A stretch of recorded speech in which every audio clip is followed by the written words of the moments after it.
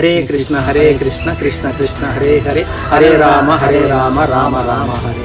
First Bhagavad Gita అంటే ఏంటి పరిచయం చేసినటువంటి మా గురువు గారు ఈరోజు ఉన్నారు. ఈరోజు ఈ వీడియో ద్వారా ఏంటంటే మన యువతకి భగవద్గీత అంటే ఒక పుస్తకం మాత్రమే తెలుసు, కానీ ఒక జీవితాన్ని మార్చే సారాంశం మొత్తం ఆ పుస్తకంలో ఉంది.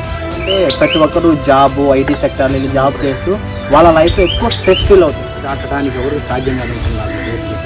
ఆ మాయను దాటడానికి చేసి సద్వితి ప్రణిపాతి అయిన పరిపరిశ్రమ సేవ చేసి ఇప్పుడు స్వామి గారు చెప్పినట్టు మనకి ఏదైనా డిసీజ్ వచ్చినప్పుడు ఆ మందులు మనకు మందులు తెచ్చిపెట్టుకొని నా దగ్గర మందులు ఉండాలి, నాకు జబ్బు తగ్గిపోతుంటే తగ్గదు కదా.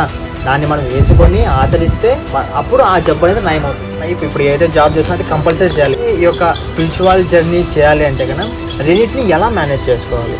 ఇప్పుడు దైవభక్తి ఉండాలి, అలాగే కుటుంబం చూసుకొని జాబు చేసుకోవాలి. ఈ రెండింటిని ఎలా తీసుకొని ఒకే తాటిపై తీసుకోవాలి? కనీసం 30-40 ఏళ్ళ సంవత్సరాల కింద అప్పుడు అందరూ పోతుంటే నేను అయోధ్య చూడాలనేది నాకు ఎక్కువ ఇంట్రెస్ట్ ఉంది. నేర్చుకోవటానికి కూడా నోరు బరకటానికి కూడా లేదు.